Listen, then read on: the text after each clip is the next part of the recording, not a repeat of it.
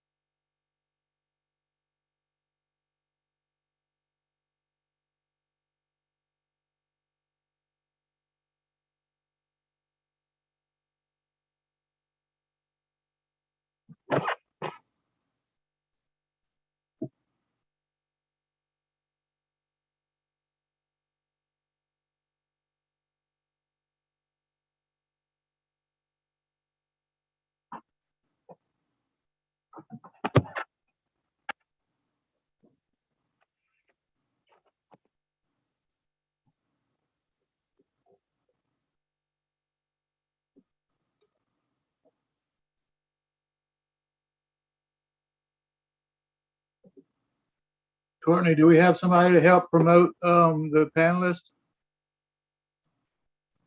What do you mean?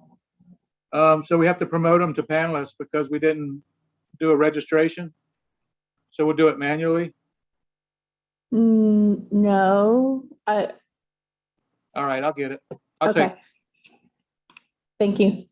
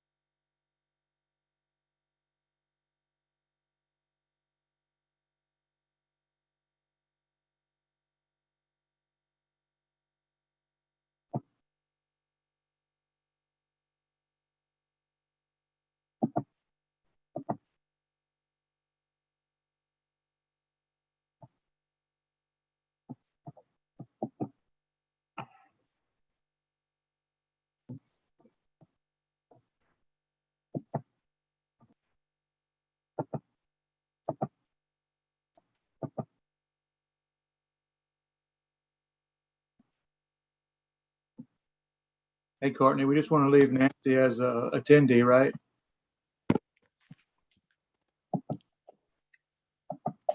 Everybody who was invited should be able to speak. Okay, so Nancy should be a panelist also. Okay. Yeah.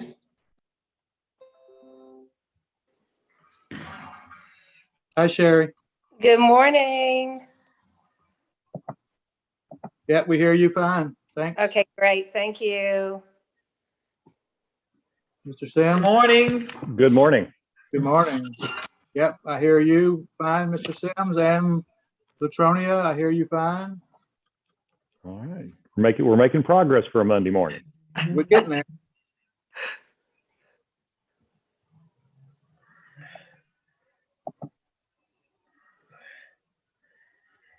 How's everyone doing? Great. Very well. Good. Doing okay. Good.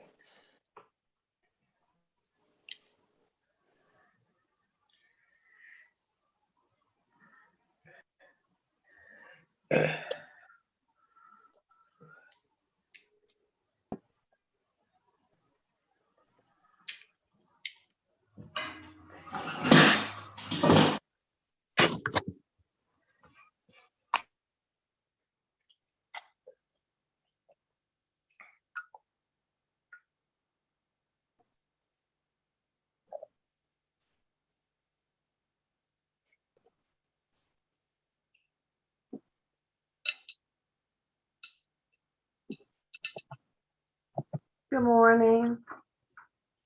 Morning, Chandra. Good morning. Good morning. everyone. Good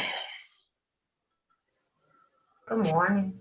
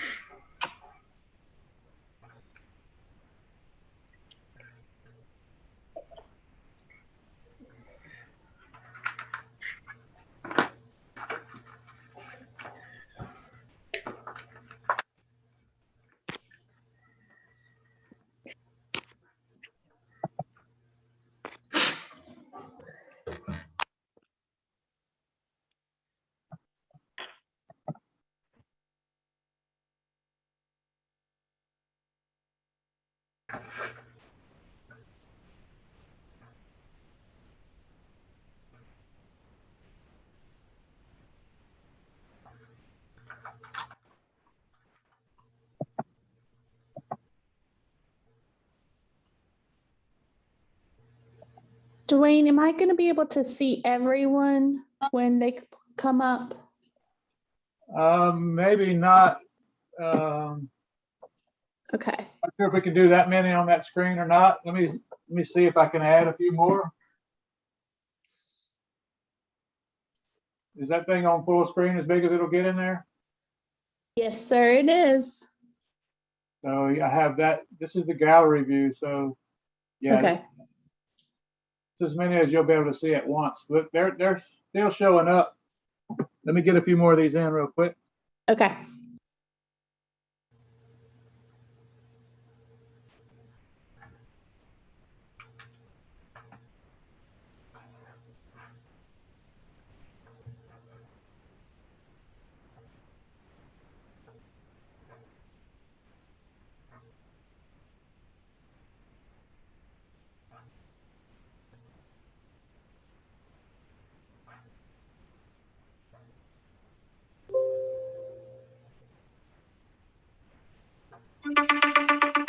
Chandra Cheatham.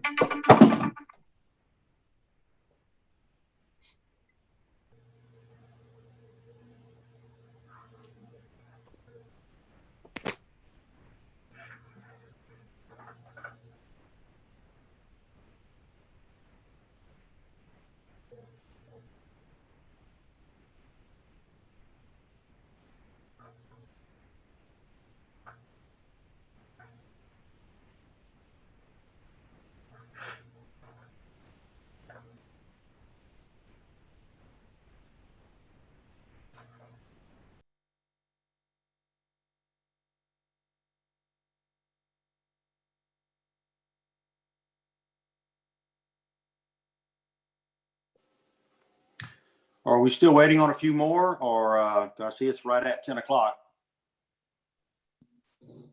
From what I can see, we're still waiting on a few more, but as Wayne was saying, I can't quite see everyone. Is Mr. Doris, Jada, or Randy here?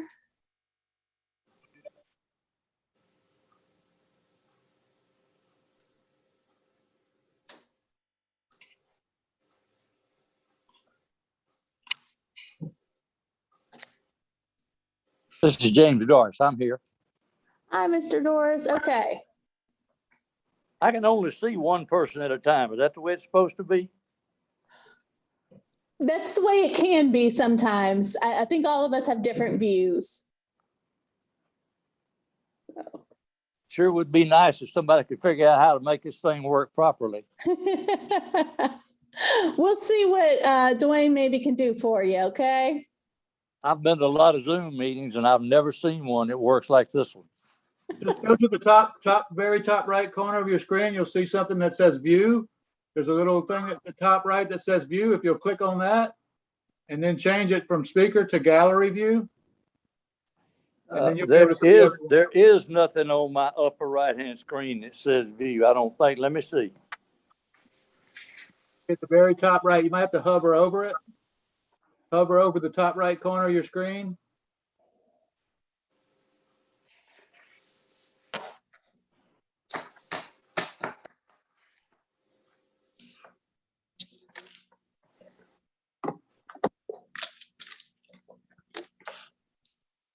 Looks like we got one phone-in caller, but I'm not able to promote them to a panelist because they're on a phone with no identification. Okay. But they can speak or what? I can allow them to talk, yes. Okay, because I just did it, so. is this This Randy Playstones. perfect? That's who I thought that would be. Okay. I just got a couple more to get in here. Jessica Okay. Ford, let me get her in. All right, she's in. Okay. All right. I think Lewis. from everybody, from what I can see, we have everybody except for possibly Jada. She's in now, just brought her She's in it.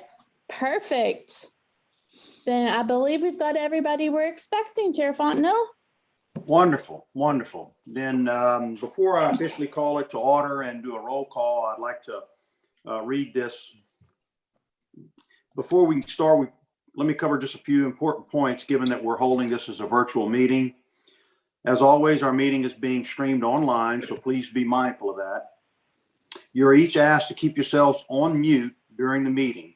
Please physically raise your hand or turn off mute and be recognized if you have a question or comments with someone.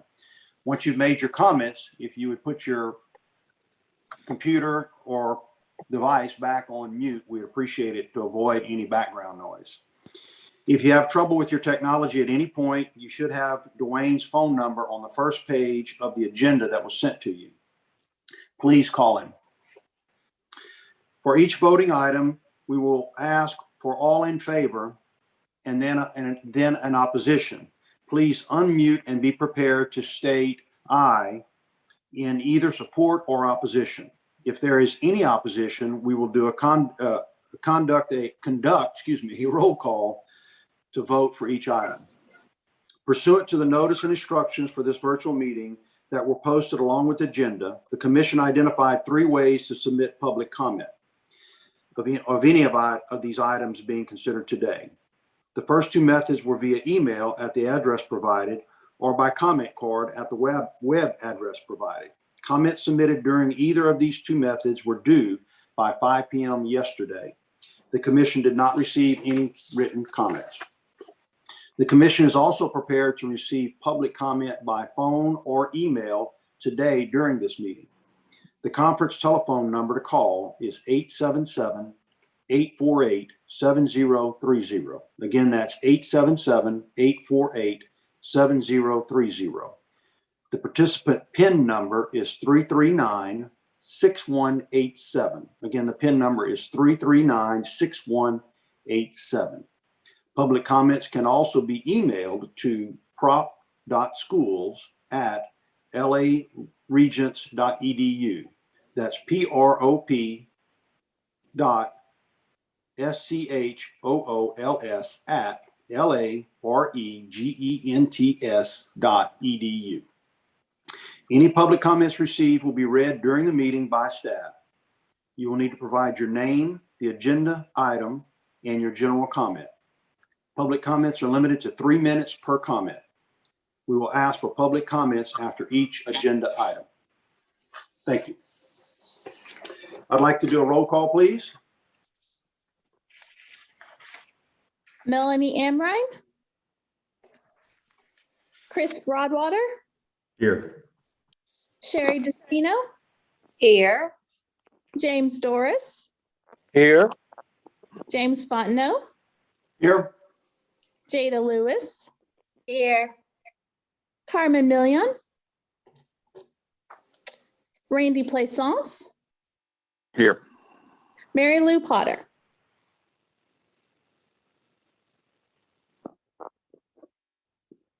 You're still on mute, Mary Lou. Oh, okay. Raise your hand if you're here. She's here. Wonderful. We have quorum, Chair Fontenot. Wonderful. Thank you, Courtney. Our next item is the approval of the minutes of the previous meeting. Everyone should have received the minutes from the previous meeting and had a chance to review them. First off, do we have any comments? I see no comments. I'll move to approve. We have a motion and a second. All in favor of approval? Aye. Aye. Aye. Any opposition? Wonderful. Our minutes of last meeting is approved. Okay. Our next item is change of ownership applications. Correct.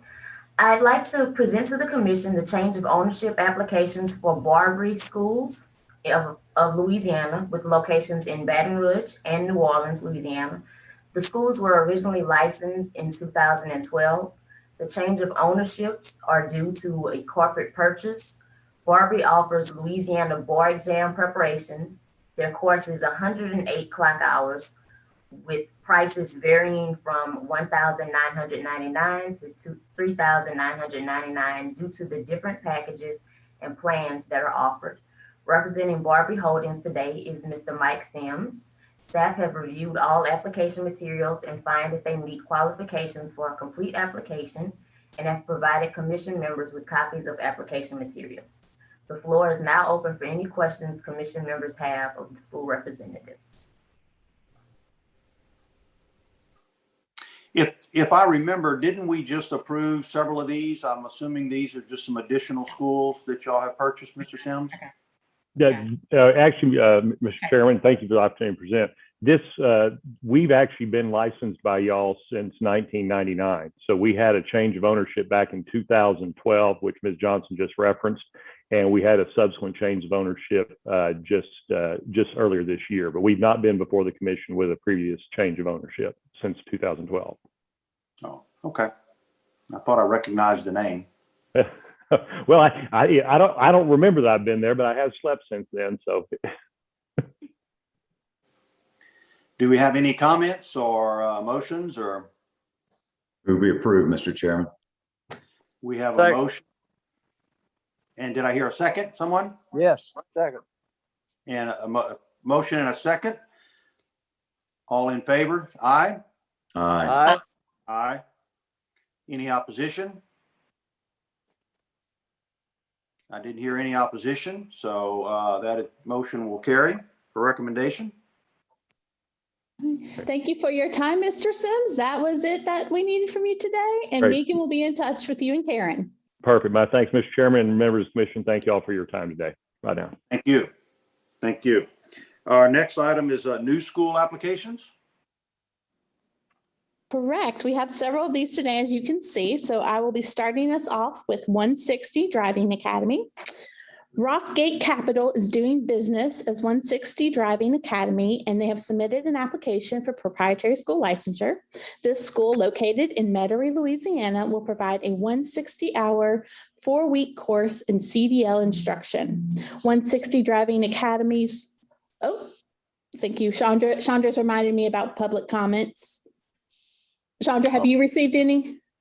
No, there were no public comments. Okay, I have not received any via the website either. Thank you, Chandra. So 160 Driving Academy's application meets all requirements for a complete application, and the owner, Steve Gold, is here to speak with the commission regarding any questions they might have. The floor is open. Ms. Potter? Mr. Gold, I'm happy to see that you're making this proposal because, as I understand that, there's a real shortage of CDL drivers at this time. Is that correct? Yeah, that is correct. There's Okay. hundreds of thousands of shortage of drivers across the United States. Exactly. And I was also glad to see that you have sponsorships through which trucking companies will underwrite the tuition, because $6,000 represents a substantial amount. I think that's great. And I gather that you also work with trying to place the students. Is that correct? That is correct. We have 120 schools across the United States. This will be our first school in Louisiana, so we're excited to open and operate in the state and create as many trucking jobs as we possibly can. And we're very much focused on job placement and job creation.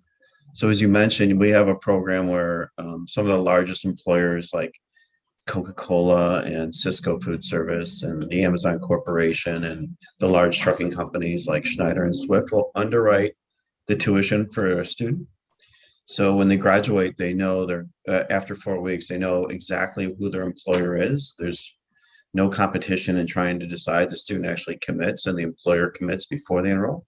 And then for students who don't and pay with cash or maybe use a WIOA fund, those individuals we're actively placing into, we have about 50 relationships with major employers like those companies and others in the region and nationwide. What would you say is the biggest impediment to your graduates finding employment? Is it that, is it geographic or otherwise? And this is nationwide. Every new truck driver wants a local job. They want to sleep in their own bed every night, and they want to be home with their spouse or family, and who can blame them?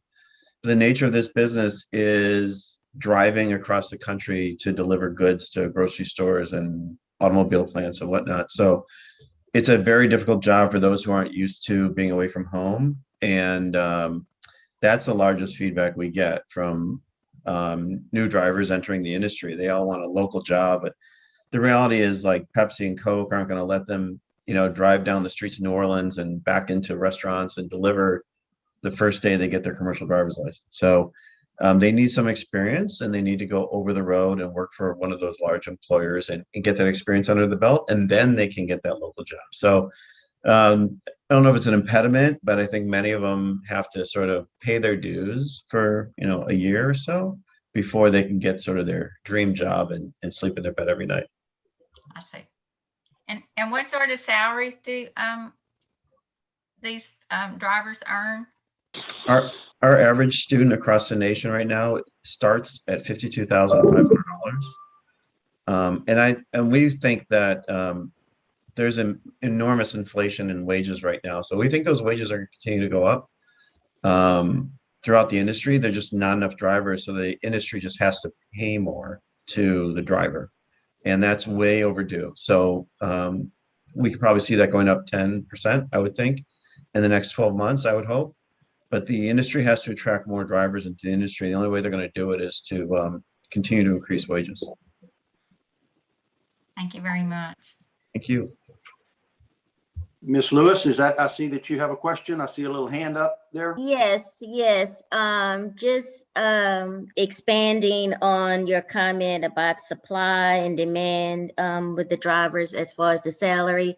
Can you talk a little bit about your recruitment strategy? Where are you recruiting? Who's recruiting for you for this initiative? Yeah, so we advertise on the internet extensively. And that's predominantly, so people go into Google and they say, I want to be a truck driver, or Facebook, and we advertise on those platforms extensively. Individuals call into us, we schedule appointments into our local branch, and we have a branch manager there full-time who the applicant goes and meets with and talks to the individual about, do they have funds for this program, or do they need to access WIOA funds, or are they even WIOA eligible, or as Ms. Potter commented, we'll have maybe they want to be sponsored by one of our employer partners. So we're very active in recruiting and advertising through those platforms. Our local branch manager will typically get out into the market locally and make relationships with like Goodwill Industries or the Urban League or various really local organizations where job seekers are typically going to try and find new jobs or new employment opportunities. So between local on the ground marketing and our internet advertising is primarily how we get applicants even to understand what this industry is all about, and then they can make a lot of money very, very quickly. My last question is about the instructors. I know this is your first location here in Louisiana. Are your instructors going to be in New Orleans? Like, is this virtual with the driving, locally? Like, what's the demographic and the geographic location of the instructors? Sure, all the instructors are going to be local, just like when you were 16 and if you went to a driver's ed course and you had somebody next to you instructing you while you were driving. It's the same idea, just in a big truck. So all of our instructors who are going to train behind the wheel, our students in the truck physically, are 100% going to be local. This is very much a local job. We'll likely hire, I don't know, somewhere between 4 to 8 instructors, depending on the demand we see in the marketplace. But all of our instructors will be licensed Louisiana CDL holders, like ex-truck drivers, and they will be local instructors. That's all I have. Thank you. Thank you, Ms. Lewis.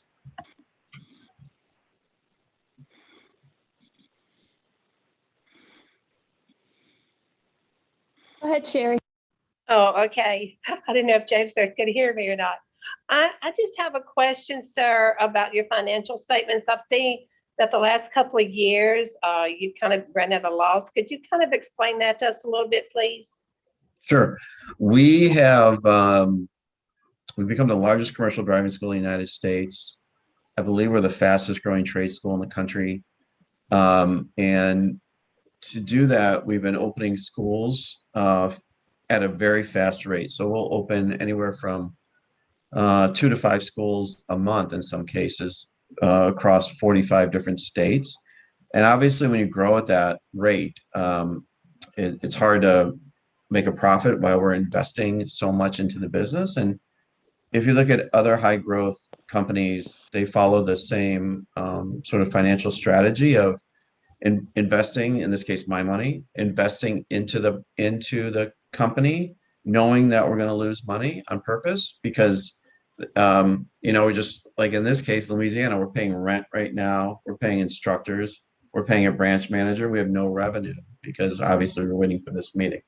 So if you just multiply that times, 30, 40 schools at any one time, you're going to lose money. And so on purpose, nobody wants to lose money. I certainly don't want to lose money because this is my business.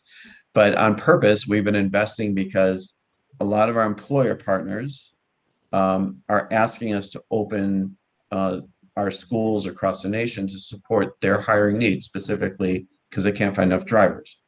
So whether it's the Amazon Corporation or Cisco Food Service or Waste Management, those organizations are, in this case, 2 of them asked us to open in New Orleans because They trust us. We have an integrated relationship with them. And so we know in time, maybe in the next 12 months, that these schools will be extremely profitable. But right now, we're over investing in the growth of the company.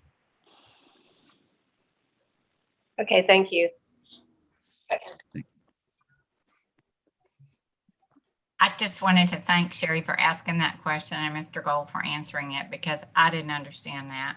I was deferring to those of you with financial backgrounds. Thank you for clarifying. As it pertains to those questions, I have a question, if I may, Mr. Gold. And I did realize in reading your business plan and your audited financial statement that you have been obviously in an aggressive acquisition mode. You've bought out some different companies and so forth.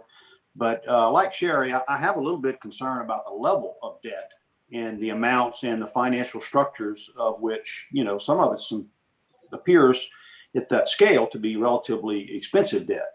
I think most of you, or some of these long-term or at LIBOR +9, which in this market is pretty high. That's 11%. So that's a big burden on your cash flow, obviously, just supporting that debt. I also noticed that it referenced that you know, you have to maintain certain covenants with your lenders to be in good terms with them and to continue to borrow money and then continue to stay on terms, and that you have had sub covenants that were out of boundaries, and that those were waived at the time. I'm curious, and again, you've been in business since 2008, and you have yet to make a profit yet. Can you share with us a little bit about your time frame on a strategy of when you anticipate being able to turn a profit, or do you have an exit plan that you're hoping somebody bigger will buy you? Or share a little bit more of that with us if you could. Sure, and it's an excellent question. It's a really good question. So, I created the LLC in 2008, but we didn't start this operating business until July 2012. So this company is 9 years old. When we started growing at a rapid rate, we've had a number of investors who wanted to invest in you know, buy equity. I guess we could grow it one of two ways. We could either raise a lot of equity or we could raise debt. And we happen to have, I spent a bunch of time in New York on Wall Street with private equity funds and debt lenders and these kinds of folks. And we happen to have an excellent relationship with our debt lender called Star Mountain Capital. And they offered to fund our growth starting 18 months ago or so when we got into a relationship. And the plan was to, and they did, like they gave us money essentially to go buy trucks, because this is a capital intensive business. You need trucks as basically our classroom. And each truck costs about $50,000. So we have about 500 trucks in our fleet now. We're bigger than a lot of small trucking companies. So to fund that growth, we needed to take on debt. And they allowed us to do that starting at the end of 2019. In 2020, COVID hit. Nobody expected that to happen because our plan for 2020 was to be very profitable and not have any covenant issues. So they forgave our covenants throughout last year because, as you probably know, like any other small business, we got hit with you know, DMVs being closed.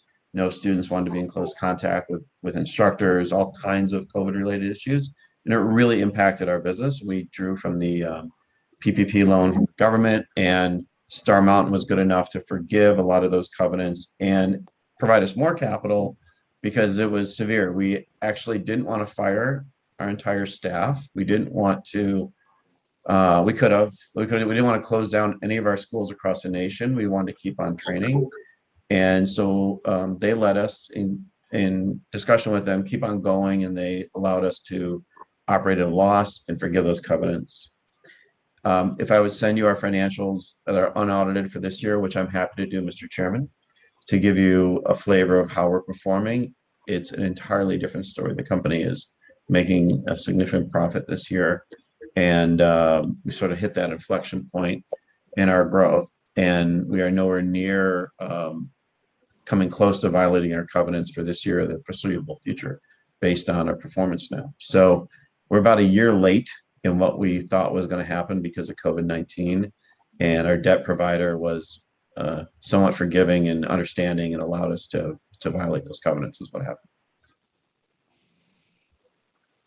I appreciate that. And I did look at your background and I realized you had some extensive background in the capital markets. So I hope that I would get the answer that you knew what you were doing. And it sounds as if you do. Because as I can tell, the federal government seems to be the only entity that can just continue to borrow money without any concern of ever paying it back. Eventually, you got to make a profit to stay in business. So, right. I mean, I would, if it didn't work, I'd be personally totally wiped out, and I don't want that. Neither does my family. So, I have a huge stake in the success of the business. But if I'm after this call, if you'd like me to send over unaudited financials for this year, I'm happy to do so. I appreciate that offer. Thank you. Do we have any other comments or? James, I do have one more question. Yes, go ahead. Okay, can you give us, knowing what you just told us about your financial statements there on, can you give us an estimate about when you think you will have a profit line for the year, or? Yeah, this past January. Okay. January 2021. So you have our audited financials from 2020, which were very much impacted by the COVID pandemic. Right. Okay. But starting in January, we've been generating we were generating profit. And like I said, I'm happy to send over financials. Okay, appreciate that. Thank you. Yeah. Do you have any other comments or motions? I'll make a motion to approve. We have a motion. Do I hear a second? Second. There, I think that's Mr. Doris. All right. All in favor? Well, before we vote, is there any comments from Ms. Sandra? Any public comments? No public comments. Okay. We'll call it to a vote. All in favor of recommendation, say aye. Aye. Aye. All opposed? I hear no opposition. Therefore, passes for recommendation to the Board of Regents. Mr. Gold, I appreciate you being here and good luck. Thank you for coming. Mr. Chairman and the committee, thank you so much. And thank you for your guidance as we put in our package, and we look forward to working and entering the state of Louisiana with our program. Thank you very much. Thank you. I'll be in touch, Mr. Gold, with you and Tess later today about next steps, okay? Perfect. Thank you so much. We can disconnect now? Yes, you can. Okay. Thank you, Val. Okay. Our next application? Yes, also another trucking company. This is Durham Transport Academy. They've submitted an application for proprietary school licensure. They are located in Shreveport, Louisiana. They will provide a 160-hour and 4-week course in Class A CDL instruction. Today, we have Latronia Durham, the owner, here to speak with you, as well as an additional representative, Stephen Jones. And their application is deemed to meet minimum qualifications. And the floor is now open for any questions that the commission might have of them. Good morning. We have someone with a question? Yes. Go ahead. I was wondering if being located in Shreveport, do you recruit any military personnel who are approaching retirement or exiting the military, and would they come with any training, or would they be eligible for any sort of financial assistance from the military? I'll take it. You got Mr. Jones? Yes, ma'am. I'm Stephon Jones, director for the school. Yes, ma'am. Working in the Shreveport-Bossier area, we would have plenty of veterans who are retiring, even those who are leaving Barksdale Air Force Base. The military does provide VA funds for those who are interested in any type of secondary training. It doesn't necessarily have to be vocational. It can be any type of secondary education, especially when they have post 9/11 funds. They can use those funds for their tuition and anything that they have left over from those funds will go directly back to the student, sort of as a refund check for a four-year university student. Okay. Thank you. Yes, ma'am. I have a question if I could. It kind of pertains to, in the long line of finance, is I noticed that in your business plan and your performer and so forth, you indicated an estimated startup cost at about $74,500. What type of arrangements or capacity do you have in being able to raise that, or do you have it in place now? Hi, good morning, Mr. Commissioner, Mr. Chairman. We have secured those funds through Gibson Bank and Trust. Mr. William Gibson helped us establish that, and for his funding the program, but as far as the students, we've also worked with we're working with a third-party financing company here, as well as Gibson, about students taking installment loans for monthly installment payments and personal loans for fixed payment amounts. Okay, thank you. Yes, sir. Do we have any other comments or questions from anyone? If you do speak up, I can't see everybody on the screen. So if you have a question, if you can, just speak James, up. this is Sherry. I have a question. Go ahead, Sherry.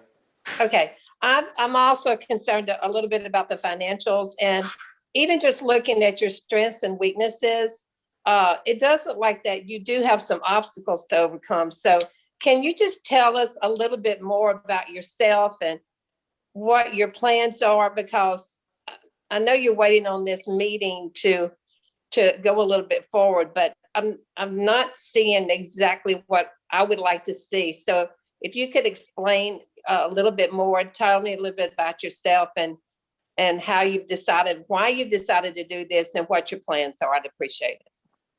Okay, I've decided to do this, Ms. Sherry, because we have such a shortage. We have such a shortage in the trucking industry and getting qualified drivers locally, regional, all the way across the board.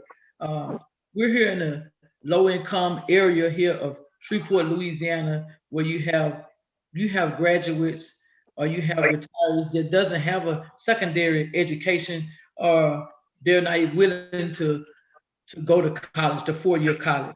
I have been in the trucking industry for over 10 years now and have seen both sides of it. This national shortage, it looks like it's not going away anytime soon. And I feel like we have a lack of convenient and affordable trucking academies within a 100-mile radius of Shreveport, Louisiana, and we want to close in that gap.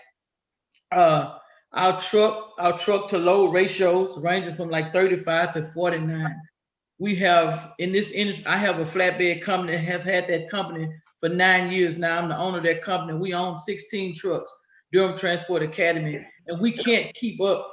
We can't keep up with the demand. So I want to get with Mr. Jones and create a school and come up with an opportunity to help anyone who's thinking about getting in the industry to gain a CDL to be trained properly and to help with this shortage. Okay, which I totally appreciate. So will you be teaching this? You'll be teaching? So you don't drive right now, you actually have drivers that drive. And so would you be doing the instruction? No, ma'am, I would not. Okay. We have two instructors, and Mr. Stephon Jones, who's on here, will be running the school and running the program in its entirety. I am more focused on job placement upon completion. I have gathered with four different companies, local companies and regional companies that allow job placement as soon as they successfully gotten a CDL. Okay, because again, I know that because this is a pretty hefty price for someone to come do it, especially if you're in a low income area. if they can't complete their certificate, what happens? A step, go ahead. Miss, we have set in place a extended training as a part of our catalog. So if they can't finish within the 4-week program, we're willing to continue to work with them with additional training to make sure that they complete. It's not our desire to have them come in and take the course and not complete it. It is definitely our desire for them to complete the course. So we're willing to be patient with them. I have a background with working for a previous trucking school, with 3 years experience as a director. And it's a rewarding occupation. So I much rather see students come in and be successful. And I have gone beyond the call of duty with my previous assignment as a director to make sure that students completed their program. And that was with some being there after 20 or 30 weeks. So would definitely be patient and make sure that they are not only completing the program, but that we're partnering them with a company that's going to be able to take them with some further training and get them on the road to being successful. Because I have a background of working with national trucking companies, we have a few trucking companies that we've already partnered with, but it's going to allow me to continue to foster those relationships with the national chains so that we can get these students to work all over the country. Okay. All right, thank you. That's all, James, I have. Okay. Do we have anybody else? I see Chris, you have a question? Yes, sir. Thank you, Mr. Fontenot. Mr. Jones, can you describe for me your physical plant setup? You've got trucks in terms of where you'll be doing the training for the driving. Where will you be doing that? Do you have available pad? Do you have docking locations to train? Tell me where you're accessing those type of hard structures that will be necessary for the training. Yes, sir. We have a facility on Trammell Drive here in Shreveport, Louisiana, where the students will have their instructional, as far as the classroom instruction, that will be about a week.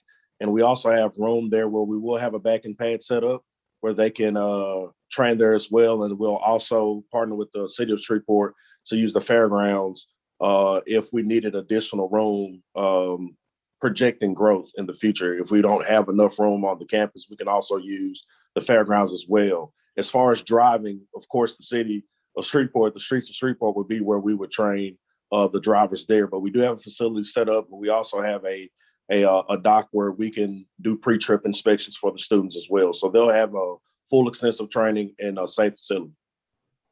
Okay, thank you, Mr. Jones. Yes, sir. Mr. Jones, are y'all also planning to get approved to be able to do the actual road testing approval for the licensing?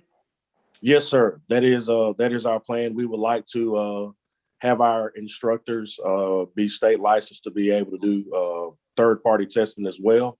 So that is definitely something we would like to do once we are approved. Okay.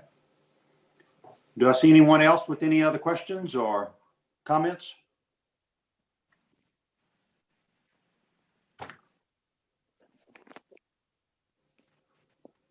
No, I don't see anyone. Except the There are no public application that has been comments. presented. I think, Mr. Doris, is that you had mentioned that you make a recommendation? Yes, Approval? yes. We have a motion for recommendation, Mr. Doris. Second. Mr. Broadwater is second. All in favor? Aye. Aye. Any opposition? I hear no opposition. Motion passes. The recommendation of approval. We'd like to congratulate y'all and best of wishes. Good luck with your venture. Thank you. Thank you very much. Thank you for your time, Mr. Chairman, and thank you for everybody involved. Thank you for your time and consideration. You're welcome. I will be in touch later today with next steps. And for now, you may sign off and enjoy the rest of your day. Thank you. Yes, You ma'am. guys Thank do the Thank same. you. Okay. I just got a message. Miss Brock, can you hear us and speak with us? Okay, we're having. Courtney, I just talked to her and she's Yeah. gonna call. She's having some problems with her computer. So she's gonna call in and I'm gonna allow her to talk. Okay. do we want to, do you think that will take just a moment, or should we move to the next school and she can go after that? I'm I not think- sure. I'm not sure how long she's going to take. I'm not seeing. Okay. Here she is. Hold on. Okay. Ms. Brock?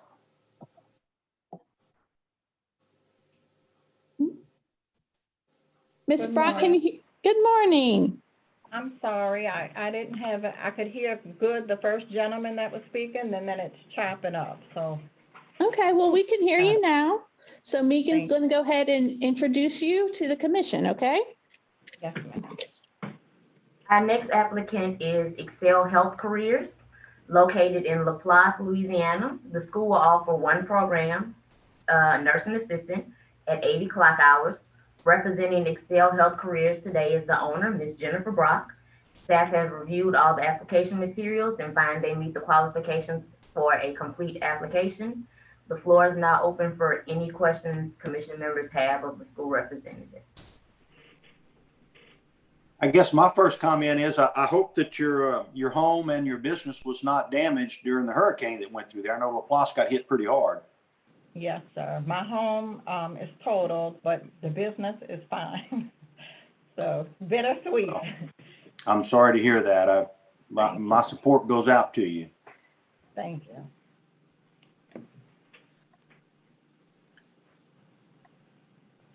Do I see anyone with any questions? Chris, I see you still got a little hand up. Is that from the previous? Okay. Ms. Brock, what prompted you to open a school for nursing assistants? I mean, did you have evidence of need in the area, and where would most graduates gain employment? Yes, ma'am. Currently I work in long-term care, and there's a big shortage. So I've been a director of nursing, and I'm ready to change something. And there's definitely a need, and there's also a need for individuals to be trained properly. Like I'll see aides coming into the work industry, and they haven't had good training, and it's kind of like they're set up for failure. All nursing homes in the area, we have Luling, we have Twin Oaks in LaPlace, we have Chateau Living Center in Kenner, Louisiana, that has a need. I do work PRN in Lutcher. I would say every long-term care facility has a need at this time. And what sort of salaries or hourly wages are paid to the graduates? It depends what facility and shifts. They do have differentials, but I would say ranging from $9 to $13 an hour.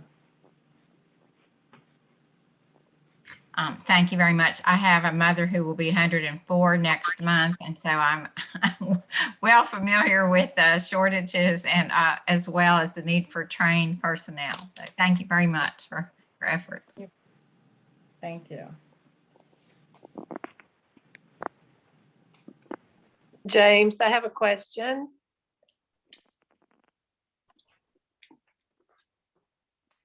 Go ahead, Chair. Okay.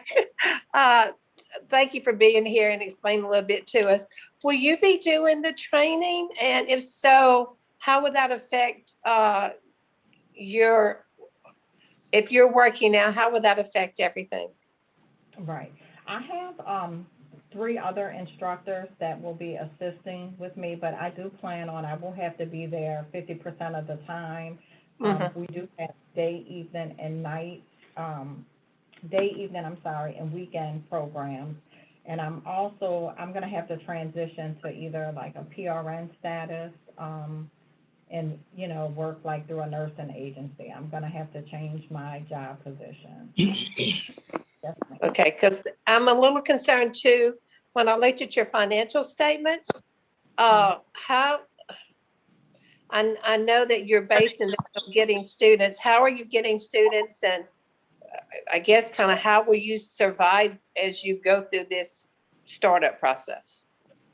Well, the students will have to pay half of the tuition before they begin the program, and then the next part of the program, they will have to pay the other tuition. So I would use that tuition to help pay the salary. I do have personal finances that I don't really want to go, I don't want to put into my business.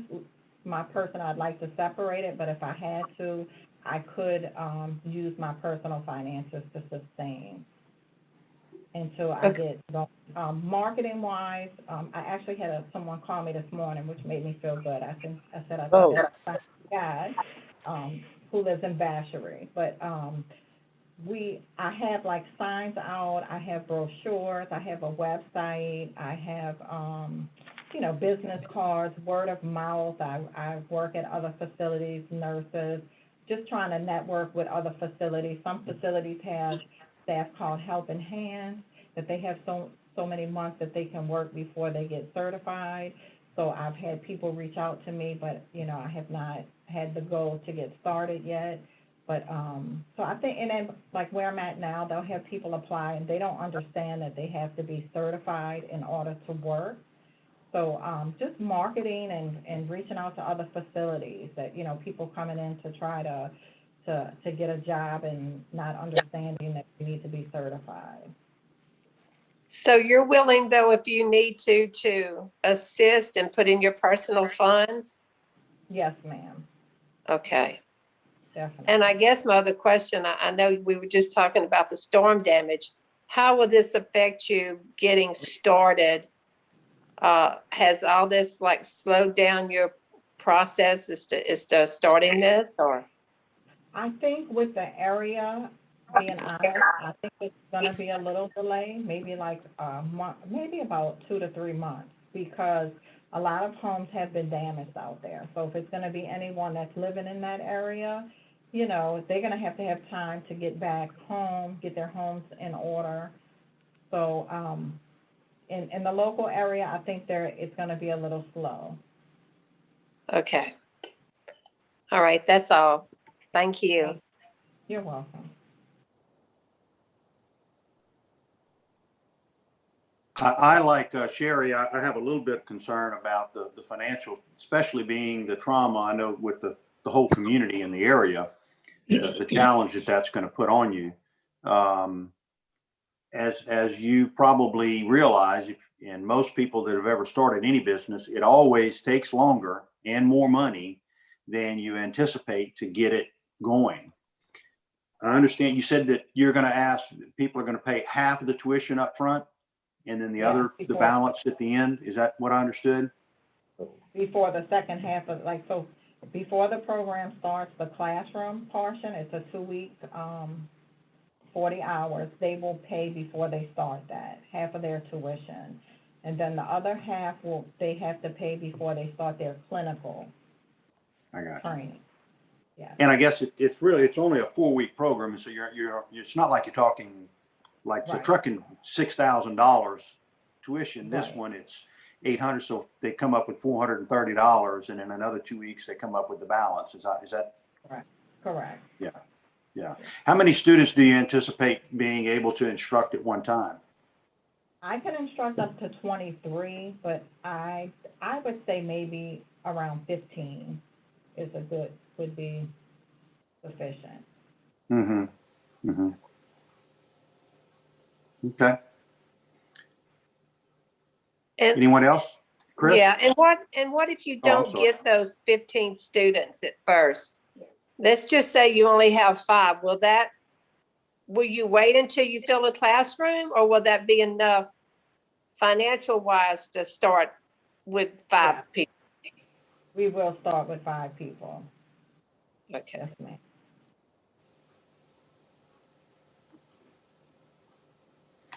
Chris, I saw you had a question. Yes, sir.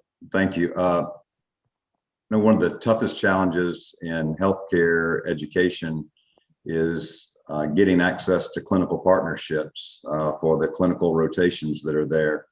Do you already have any established MOU or cooperative endeavor agreement with any local healthcare providers that were going to provide you with a clinical site for the clinical portion of the education? Yes, sir. I have Chateau Living Center in Kenner. It's a huge facility. They've signed an agreement, a contract, and also Luling Living Center, they've signed a contract. Okay. Yeah. And the second question, with recent announcement by the president that HHS will be adopting rules for all nursing homes that participate in Medicaid or Medicare will have to have mandatory vaccinations of anyone working in their facilities. Are you also prepared to address that with students before they make an investment but may not have access to a clinical site if they've elected to not be vaccinated? Yes, sir. Okay, and how are you doing that? Well, it's gonna have to go into our catalog, and once they come for registration, it'll be on the registration form to determine whether or not they've been vaccinated. Okay. I know it's new for everybody, like even I'm in a long-term care facility, and we don't have exactly what we're gonna do yet. So, but yeah, that will have to be addressed, and whatever the facility that we go to, we would have to abide by that. Okay. Thank you, Mr. Chairman. Thank you. Do we have any other questions or comments?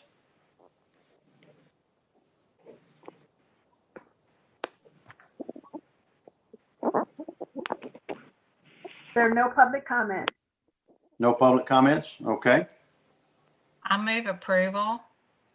If We it's have a on. motion for recommendation. Do I hear a second? I'll second, Mr. Chairman. We have a motion and a second, and we have no public comment. Is that what I understood? Okay. Yes, no all- public comments. All in favor, say aye. Aye. Aye. Any opposition? I don't think we have any opposition. Therefore, it'll pass for a recommendation to the board. Thank you, Ms. Block. We appreciate it. Good luck. Thank you. And so good much. luck dealing with your home. And I feel for you. I had a little bit of damage, but nothing, fortunately, nothing significant. So good luck with that. Thank you so much. Megan will be in touch later today, Ms. Brock. Thank you so much for your time. You're welcome. Bye-bye. Okay, our next application. Okay, next application is Houma Dental Assisting School. This application has been submitted by Vandelay Education. They have multiple schools throughout the state of Louisiana already. This school will be located in Houma, Louisiana, and will provide a hybrid dental assistant program that is 160 hours and 4 weeks long. The school's application meets all requirements of a complete application, and Haley Stevens and Jessica Ford, compliance officers with Vandelay Education, are here to speak with the commission and answer any questions that you have regarding the materials provided.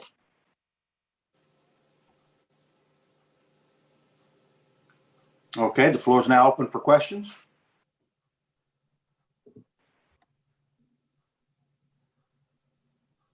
I have a question.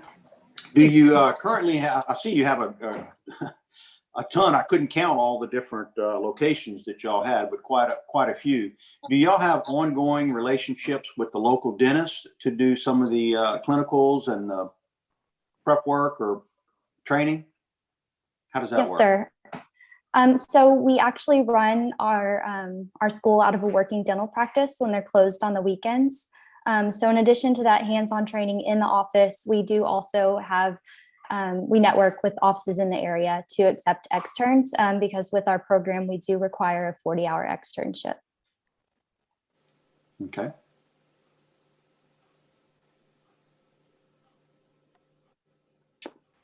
Good morning. Did I hear somebody had a question? Huh? Marion? That's okay. Somebody, I Oil hear going all some over this place. speaker on. True.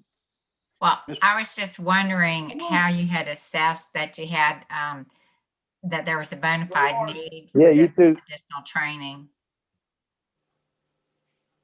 Hello. Yes. Oh. Good to see you. I haven't seen you in a while. Mr. Doris, I believe your mic is on. if you could mute it, please. Sorry about that. I'll turn it off. Thank you. I'm sorry. If you would, could you repeat your question, Mary Ann? Sure. I was just wondering how you determined that there was a need for graduates of this program. Do you feel that that all will be able to gain employment fairly readily? Thank you for your question, and thank you for repeating. I missed it the first time. So our company was actually founded by a dentist who recognized that a lot of his dental assistants came out of school not really knowing everything they needed to know. It was very book focused, and so they didn't have a lot of hands-on. So that's kind of our basis for how we got started. But as far as the here and now, unfortunately, the dental industry is having shortages as well. As they've mentioned, we have schools in several other places around the country and in Louisiana, and we've had a lot of offices reach out to us, especially lately, desperate for dental assistants because there's a shortage pretty much across the board. James, I have a question. Go ahead, Sherry. I'm just wondering, especially now, again, talking about the storm, how is this going to affect what your next steps? So we have been in contact with the office. They are back up and running. They did have some damage, of course, but we do usually set our start date about 3 months out from when we get approval. And so we'll work with the office to make sure that they are back in business and they have everything they need and help in any way we can to make sure that the office is ready to go and safe. Thank you.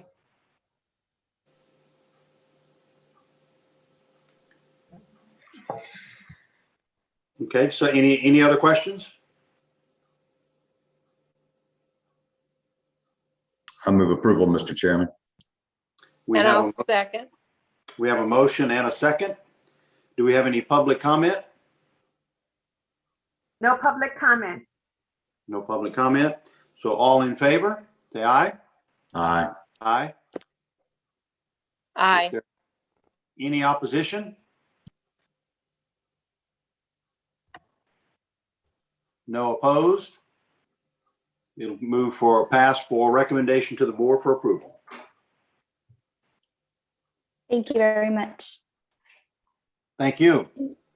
Thank you, Jessica and Haley. It's good to finally see your faces after speaking with you for so many months. And I'll be in touch again to just talk about next steps. You have a good rest of your day. Wonderful. Thank you all so much. Thank you. Take care. Good luck. Thank you. Okay, our next, and I think this is our final new application. It is. Megan will introduce it. Our final application for today is for phlebotomy training specialists. They are located in Baton Rouge, Louisiana. The school will offer one program, phlebotomy training, with 40 clock hours. And I would like to make a correction to a typo in the fact sheet. It will last for 3 weeks instead of 2. Representing phlebotomy training specialist today is the owner, Mr. Brian Trio. How do you pronounce your last name? True, just like true. True? Okay. Mr. Brian True, as well as Miss Monica Sanborn. And I believe Mr. Gary Anderson is in the office with Miss Sanborn as well. The application materials have been reviewed by staff and deemed to be complete. The floor is now open for any questions commission members have of the school representatives regarding the submitted materials.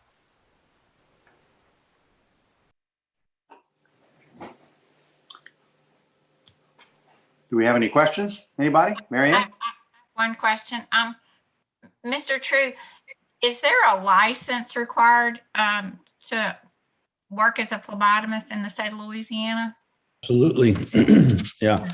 So the Louisiana State Board of Medical Examiners licenses the phlebotomist, and it's a clinical laboratory personnel initial licensure application. It's a multiple page application, looks like about 3 pages, where they have to fill that out and meet all the requirements. The school provides everything that they need to meet licensure as far as the training, the quantity of blood draws, and the correct national certification examination so that they can apply for licensure and gain employment in the state of Louisiana. Okay, so they'll be prepared to pass the licensure exam, but passing it is not actually part of the program. That's a little bit independent. Is that correct? So the National Health Career Association, the NHA, is who do we utilize for our third-party examination. They take tests at third-party locations called PSI testing centers. And once they pass that exam and they have all of the paperwork from us, we're the largest phlebotomy training provider for the NHA. We certify right around 3,000 kids monthly at our 55 locations covering 30 states. And those, the NHA, we're super familiar with how their system works, and we make sure that the kids are prepared, they've got their hands-on training ready, and they've got their exam passed, and we give them all of we give them the application in PDF format. We've actually turned it into a fillable PDF, which is a little bit easier than the handwritten one that the state provides for the students. And then once they submit that, they get their licensure, and that gives them a major leg up in the employment side of things. Thank you very much. And thank you for training people. We've all been victims, shall we say, of less than successful attempts. It's right sometimes. Thank you. I did all of the blood draws for the United States and International Olympic Committee from 1996 in Atlanta until Sochi. And I've done over 300,000 successful sample collections and have owned this school for 28 years. So I take pride in the fact that I'm very adamant about the fact that my students don't leave class until they're extremely proficient in drawing blood. And I get I personally take the phone calls when the student says, hey, my instructor won't graduate me and I don't know why. And it's usually because I hold my instructors to a level of training that oftentimes we have to tell the student, we need you to come back next month. And we offer them remedial training forever. As long as they want to keep their skills sharp, we'll train them continually for free once they attended the program and have paid in full one time. So. I have just one question is obviously you've been doing this a long time, as you just shared, in a lot of locations and so forth. And I know that we do seem to license a number of these procedures, schools that do offer this. What advantage would someone have going to your school versus one of the other locally owned facilities for training? I don't think the advantage is very evident right out of the gate when I launch a new campus in any specific state or location in the country. The biggest reason why we're coming to Louisiana is because of the quantity of states. When we look at our map, the quantity of students we see coming from alternate states into close by states, for example, Arkansas. We have, I don't know the exact number, and I can send you the enrollment agreements of these students, but the quantity we had coming up from some of these other cities and states to our locations in other states is crazy. Sometimes we have hundreds of kids crossing borders to come to our programs and staying for a period of time to train with us. And I think predominantly that's because of the quantity of reviews that we have that are amazing and excellent, the quantity of hands-on experience that we provide, the student support system that we have after the student graduates with resumes and helping people look for jobs and find jobs, and resume writing and resume corrections and things like that. Initially, my schools, I think, are very similar by outward looking. When people see them outwardly, they say, oh, it's just another phlebotomy school. When they attend school and they see the quantity of training that we have, the hands-on training that we do, and then once they get into the employment field, and then the employer says, wow, you are really proficient at this right out of the gate. That being said, we start getting the referrals, and then the employers start hiring our kids more predominantly. And that system has been successful. Obviously, we hold 30 proprietary school licenses across the country and train at 55 locations with about 12 pending in the next 60 days. It's just the style of training is just so much more aggressive from a hands-on perspective. And I don't want to toot my own horn, but having done 300,000 plus successful blood draws and collected, tens and tens of thousands of Olympic athletes, I can tell you that there is a specific procedure to this, from the speed of entry to the angle of entry to anchoring veins to just all my little tricks of the trade that I've developed over the years that we now parlay onto the students. They're just better phlebotomists, period. And I hate to say that because I don't want to discount anybody else's programs, but we've been successful in training kids because once we get them into the workforce, the employers just continually hire them, and we just become a leader system for these kids. As a matter of fact, we've got LabCorp and Quest are almost a direct connect with us at this point. We have so many training facilities close to where they have labs. So. Do y'all have any other training, or is this the only schooling and certifications that you do? It's a great question. People always ask me why I don't expand into other medical modalities for training because of the success we've had with phlebotomy, but I'm a phlebotomy guy. This is all I've ever done. I'm the best I'm the world's best phlebotomist. I'm the most experienced phlebotomist on the planet. I've drawn blood on every continent. I just focus on phlebotomy. It's my core competency. It's what I do. I'm not trying to dive into anything else and become proficient in anything else. It's just phlebotomy. Do you have plans to open any other locations here in the state, or just wait and see? At this point, no. We generally like to get into a state and get established for a year or so, and then see what the market demands. We obviously understand that there is a critical mass that happens in a lot of states. California would be a great example. There are 350 phlebotomy schools in the state of California. We have 20 of those there, and it's become too many because the state just doesn't have, the state doesn't bring out a moratorium and say, guys, we've got enough. They just continue to allow people to do it. We impose a self moratorium based on market demand and market need. We don't want to go in and inundate the market with 3, 4, 5 locations and put other people out of business and do all that kind of stuff. We just want to come in and do our style of training and provide that to the locals there in Louisiana. Thank you. Do we have any other comments? Anybody else have comments, questions?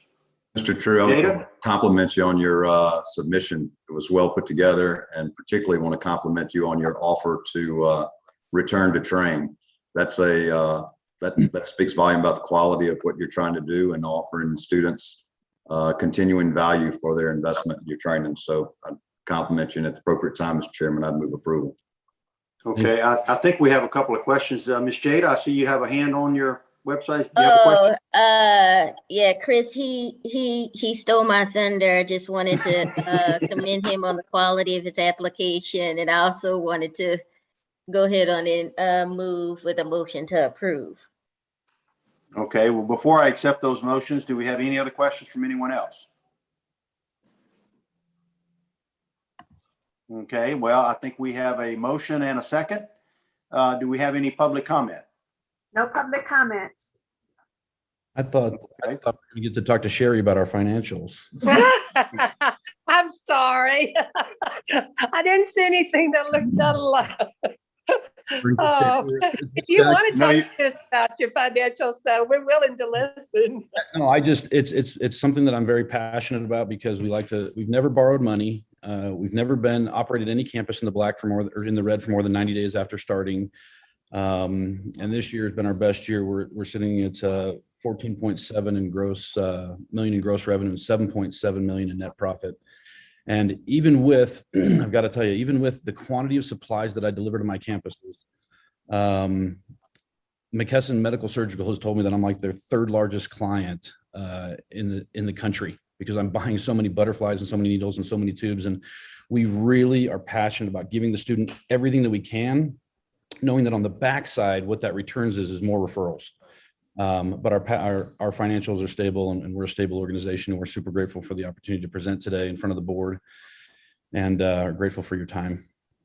Thank you. You. My comment about your finances is that if you can manage to make a profit in 2020, right, you've got a very financially sound model that you're operating on. And even with the PPP loans, you made a profit. So I commend you on it. Thank you very much. Yeah. Thank you. And I want you to come draw my blood the next time I need it. I get that request all the time. A lot. Okay, well, back. We need to finish our motion here. We have a motion and a second. So all in favor? Aye. Aye. Aye. We have any opposition? I don't hear any opposition. Therefore, it carries for approval for recommendation to the board. Thank you so much, Mr. True. We appreciate you coming to our state. Thank you to the great state of Louisiana. We'll see you soon. Thank you. Take care. Megan will be in touch soon. Thank you. Okay, great. I think our next item on the agenda is renewal applications. Correct. Does commission have any questions of staff? I see they start with accelerated dental assistance and goes all the way to stick-it phlebotomy. Any comments or questions about renewals? Do I hear a motion for approval? Move we approve. I have a motion and a second. A second. We have a motion and a second. Do we have any public comments?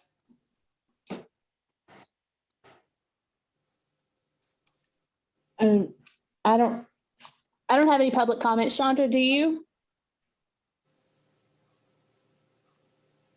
I'm sorry, hit the wrong button. No public comments. All in favor, aye. Aye. Aye. Any opposition? Motion passes. Recommendation for renewal. Our next item is program approval updates.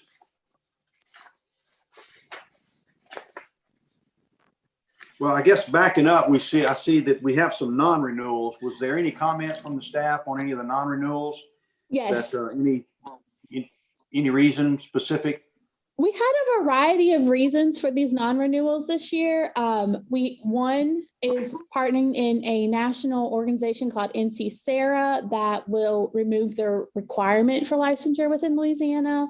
Another school, we had 2 Lake Charles schools who chose not to renew at this time. One never had any students at their location. And from what I understand, has national locations that they're switching all of those to strictly online education. And the other is a school that has many other locations within the state. All their students have been taught out or switched to other locations, and student records will be maintained by the corporate offices. The rest of the schools, we believe, will be renewing, did not get all their materials in on time and have decided that they will reapply for licensure within the next few months. Oh, okay, good. So. Okay. So back to our next item, I guess, will be the program updates. Do we even need to vote on that, or is that just for informational purposes? That's just for informational purposes, and if you guys have any questions, we're happy to answer them. Okay. All right. No questions? Okay, we have approval on the meeting dates. I saw that anybody have any questions or concerns about the dates that were sent to us? Nope. I guess everyone's good with that. I don't know. We don't need to vote on that. I guess that's just for us, right? I feel like that's a voting item, if I remember correctly. No. No. I didn't think so. No, I don't think we can vote on it. We just go with it. Then we're good.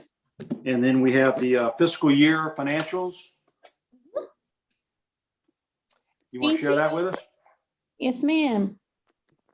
Okay. Hi, my name is Denise Kirkland. I am formerly DC. I work in the fiscal office at Board of Regents. Once a year, I present the annual presentation on financials for the proprietary schools. Courtney, I believe you emailed copies of these reports. Everybody has it should be 2 reports.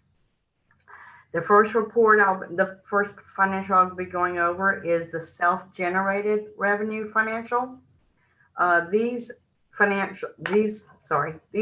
self-generated funds derive from proprietary school activities. On the top section of the report, you'll see, and they carry over from year to year.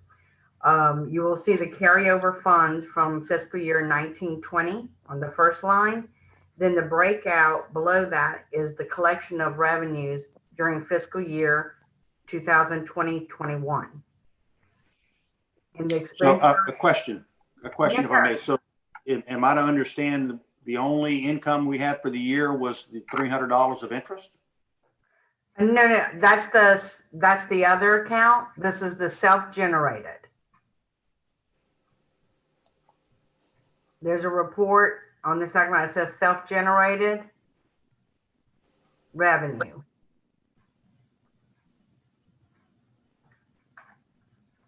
Maybe I'm looking at the wrong one here then. Yeah, there's two financials that was emailed to you. One is the Student Protection Fund record administration account, and the other one is self-generated. The self-generated has a table with lines in it.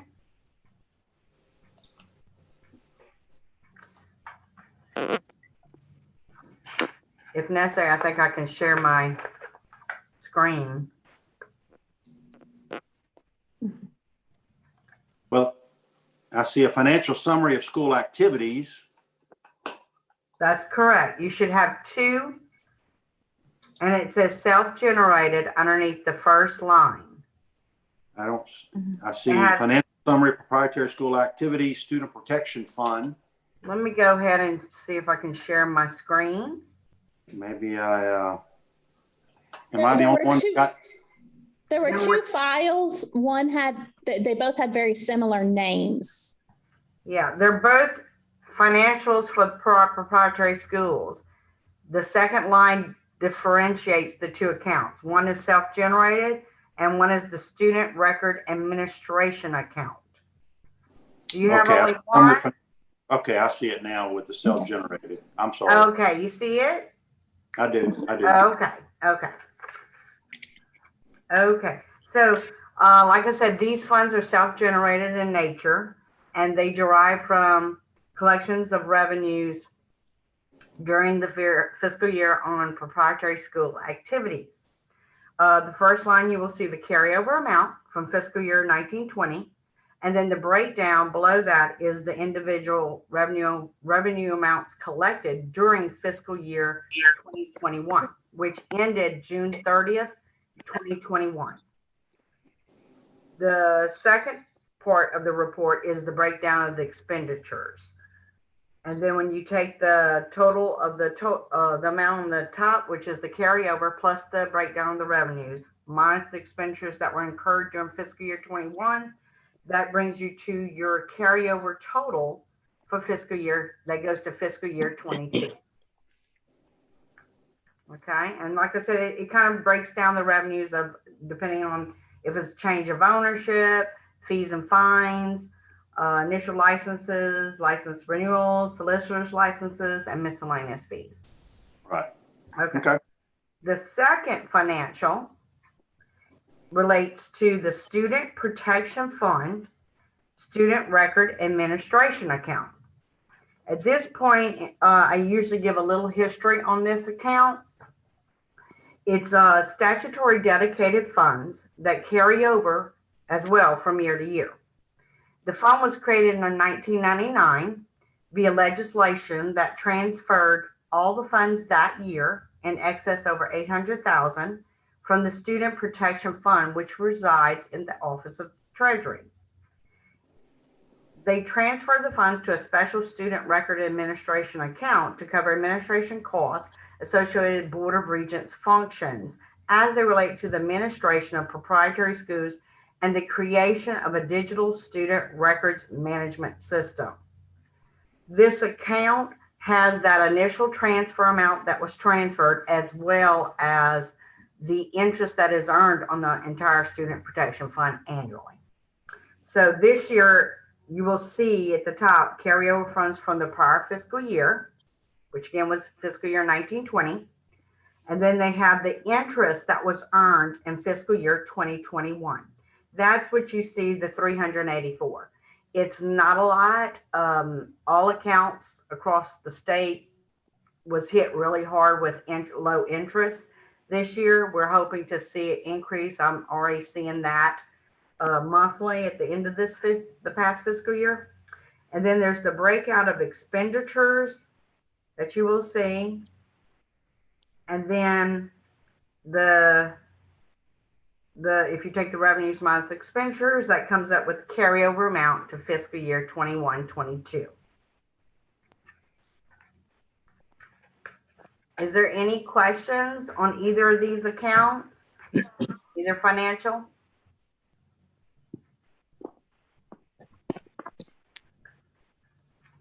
That's it. Thank you very much. We appreciate it. You're welcome. And does the commission have any questions just about the general state of proprietary schools that we included? The numerical summary of the year. I thought it was interesting how we've basically showing for the last 3 years have been almost exactly the same in total schools. The numbers with new license and non-renewals, it's kind of been staying flat. Interesting. I agree. Okay. Do we have any other business? The only other business is just some staffing announcements. You maybe didn't notice at the first because we had so many people, but you might notice now that we have a couple new faces here. You possibly know Dr. Susanna Craig already, and then you'll also see Allison Bickner. Dr. Randall Brumfield has moved on from Board of Regents and wants to extend his best wishes to all of the commission and his thanks for his time here. And after his departure, we are going to be answering to Dr. Craig and Dr. Allison. You're not a doctor, are you? Nope. Okay. Just throwing doctor titles out for everybody today. And Allison as well will be attending some of these commission meetings and learning more about proprietary schools. Wonderful. Wonderful. Welcome. Thank you. Thank you both for your guidance and help with us. Thanks. That's all that staff has at this time. I think that was quite the meeting today. So thank you very much for being here and asking all those wonderful questions. Thank you for all the work that you and your whole staff does to keep us on track. You certainly appreciate it. And with all these applications, I'm sure y'all, and with everything else going on, I know y'all had to have been busy. So thank you very much for everything that y'all do. Certainly appreciate it. All right. With that, if there's no other questions or comments, I'll make a motion to adjourn. Meeting is adjourned. All right. Everyone stay safe. Thank you. Have a good one.